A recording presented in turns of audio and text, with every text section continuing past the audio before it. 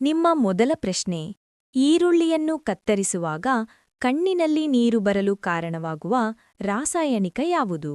A. Acetic ಆಮ್ಲ, B. Lactic ಆಮ್ಲ, C. Sulphuric ಆಮ್ಲ, D. Syn propanethial S oxide.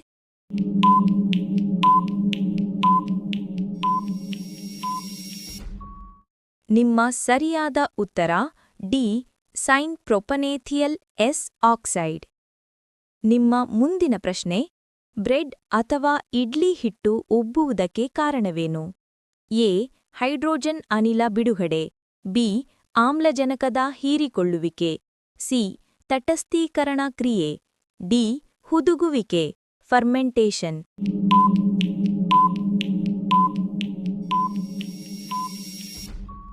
ನಿಮ್ಮ ಸರಿಯಾದ ಉತ್ತರ ಡಿ. ಸೂಕ್ಷ್ಮಜೀವಿಗಳಿಂದ ಕಾರ್ಬನ್ ಡೈಆಕ್ಸೈಡ್ ಅನಿಲ ಬಿಡುಗಡೆ ಮಾಡುವುದು ಹುದುಗುವಿಕೆ ಫರ್ಮೆಂಟೇಷನ್. ನಿಮ್ಮ ಮುಂದಿನ ಪ್ರಶ್ನೆ: ಹಾಲು ಮೊಸರಾಗಿ ಮಾರ್ಪಾಡಾಗಲು ಕಾರಣವಾದ ಸೂಕ್ಷ್ಮಜೀವಿ ಯಾವುದು? ಎ. ಈಸ್ಟ್ ಶಿಲೀಂಧ್ರ, B. Penicillium, C. Amoeba protozoan, D.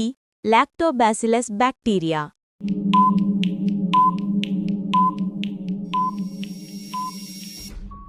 ನಿಮ್ಮ ಸರಿಯಾದ ಉತ್ತರ ಡಿ. Lactobacillus bacteria.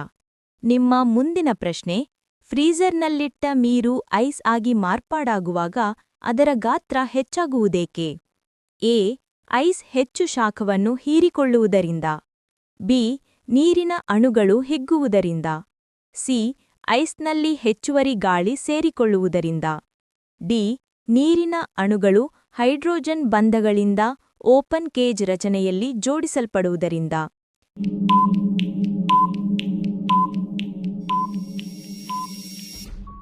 ನಿಮ್ಮ ಸರಿಯಾದ ಉತ್ತರ ಡಿ. ನೀರಿನ ಅಣುಗಳು ಹೈಡ್ರೋಜನ್ ಬಂಧಗಳಿಂದ ಓಪನ್ ಕೇಜ್ ರಚನೆಯಲ್ಲಿ ಜೋಡಿಸಲ್ಪಡುವುದರಿಂದ. ನಿಮ್ಮ ಮುಂದಿನ ಪ್ರಶ್ನೆ: ಸಾಬೂನು ಕಠಿಣ ನೀರಿನಲ್ಲಿ ಸರಿಯಾಗಿ ನೊರೆ ಬರದೇ ಇರಲು ಕಾರಣವೇನು? ಎ. ನೀರಿನ ಪಿಎಚ್ ಮಟ್ಟ ಅಧಿಕವಾಗಿರುವುದರಿಂದ, ಬಿ. ಸಾಬೂನು ನೀರನ್ನು ಹೀರಿಕೊಳ್ಳುವುದರಿಂದ, ಸಿ.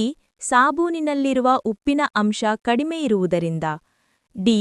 ಸಾಬೂನಿನಲ್ಲಿರುವ ಅಂಶ ಕಠಿಣ ನೀರಿನಲ್ಲಿರುವ ಕ್ಯಾಲ್ಸಿಯಂ ಮತ್ತು ಮೆಗ್ನೀಷಿಯಂ ಅಯಾನುಗಳೊಂದಿಗೆ ಪ್ರತಿಕ್ರಿಯಿಸುವುದರಿಂದ.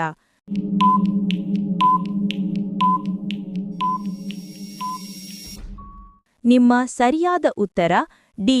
ಸಾಬೂನಿನಲ್ಲಿರುವ ಅಂಶ ಕಠಿಣ ನೀರಿನಲ್ಲಿರುವ ಕ್ಯಾಲ್ಸಿಯಂ ಮತ್ತು ಮೆಗ್ನೀಷಿಯಂ ಅಯಾನುಗಳೊಂದಿಗೆ ಪ್ರತಿಕ್ರಿಯಿಸುವುದರಿಂದ. ನಿಮ್ಮ ಮುಂದಿನ ಪ್ರಶ್ನೆ: ಸಾಮಾನ್ಯ ವಿದ್ಯುತ್ ಬಲ್ಬ್ಗಳಲ್ಲಿ ಆರ್ಗಾನ್ ಅಥವಾ ನೈಟ್ರೋಜನ್ ಅನಿಲವನ್ನು ತುಂಬಿರುತ್ತಾರೆ, ಏಕೆ? ಎ. ಬೆಳಕಿನ ತರಂಗಾಂತರವನ್ನು ಹೆಚ್ಚಿಸಲು, ಬಿ. ಅನಿಲಗಳು ವಿದ್ಯುತ್ ವಾಹಕಗಳಾಗಿರುವುದರಿಂದ, ಸಿ. ಬಲ್ಬ್ನ ಒಳಗೆ ಹೆಚ್ಚಿನ ಒತ್ತಡವನ್ನು ಸೃಷ್ಟಿಸಲು, ಡಿ. ಬಿಸಿಯಾದ ಫಿಲಮೆಂಟ್ ಆಕ್ಸಿಡೀಕರಣಗೊಳ್ಳುವುದನ್ನು ತಡೆಯಲು ಮತ್ತು ಅದರ ಬಾಳಿಕೆ ಹೆಚ್ಚಿಸಲು.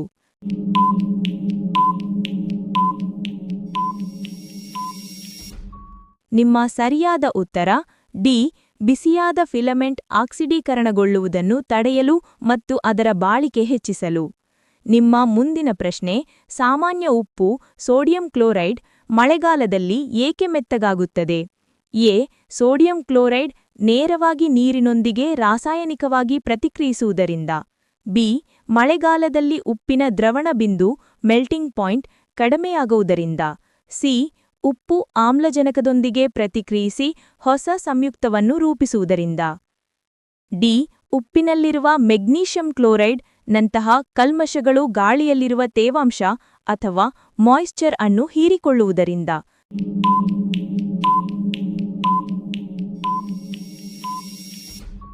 ನಿಮ್ಮ ಸರಿಯಾದ ಉತ್ತರ ಡಿ.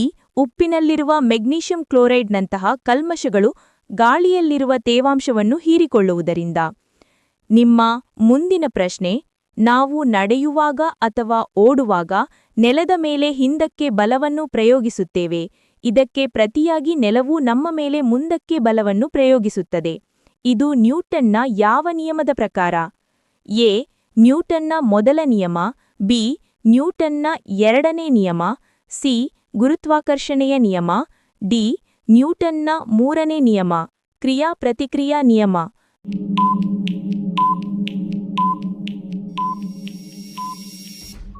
ನಿಮ್ಮ ಸರಿಯಾದ ಉತ್ತರ ಡಿ. ನ್ಯೂಟನ್ನ ಮೂರನೇ ನಿಯಮ, ಕ್ರಿಯಾ-ಪ್ರತಿಕ್ರಿಯಾ ನಿಯಮ.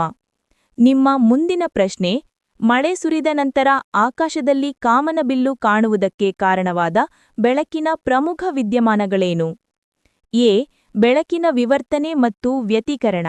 ಬಿ. ಬೆಳಕಿನ ಸರಳರೇಖಾ ಚಲನೆ ಮತ್ತು ಛಾಯೆ. ಸಿ. ಬೆಳಕಿನ ಪ್ರಸಾರಣೆ ಮತ್ತು ಹೀರಿಕೊಳ್ಳುವಿಕೆ. ಡಿ. ಬೆಳಕಿನ ವಕ್ರೀಭವನ, ಸಂಪೂರ್ಣ ಆಂತರಿಕ ಪ್ರತಿಫಲನ ಮತ್ತು ವಿಸ್ತರಣೆ.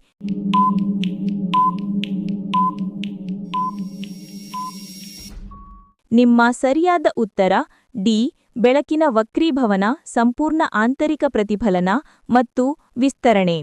ನಿಮ್ಮ ಮುಂದಿನ ಪ್ರಶ್ನೆ, ವಿದ್ಯುತ್ ಸ್ವಿಚ್ ಬೋರ್ಡ್ಗಳ ಪಕ್ಕದಲ್ಲಿ ಬೆಂಕಿ ಹತ್ತಿದಾಗ ನೀರನ್ನು ಬಳಸದೆ ಇಂಗಾಲದ ಡೈಆಕ್ಸೈಡ್ ಇರುವ ಅಗ್ನಿಶಾಮಕವನ್ನು ಬಳಸಲು ಏಕೆ ಸಲಹೆ ನೀಡಲಾಗುತ್ತದೆ? ಎ.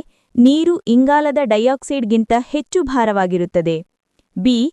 ಇಂಗಾಲದ ಡೈಆಕ್ಸೈಡ್ ಆಮ್ಲಜನಕವನ್ನು ಪೂರೈಸಿ ಬೆಂಕಿಯನ್ನು ಹತೋಟಿಗೆ ತರುತ್ತದೆ. ಸಿ. ಬೆಂಕಿಯನ್ನು ಆರಿಸಲು ನೀರಿಗಿಂತ ಇಂಗಾಲದ ಡೈಆಕ್ಸೈಡ್ಗೆ ಹೆಚ್ಚಿನ ಶಾಖ ಬೇಕಾಗುತ್ತದೆ. ಡಿ. ನೀರು ವಿದ್ಯುತ್ನ ಉತ್ತಮ ವಾಹಕವಾಗಿದ್ದು ಅದನ್ನು ಬಳಸಿದರೆ ವಿದ್ಯುತ್ ಆಘಾತ ಆಗುವ ಅರಿವಾವಿದೆ.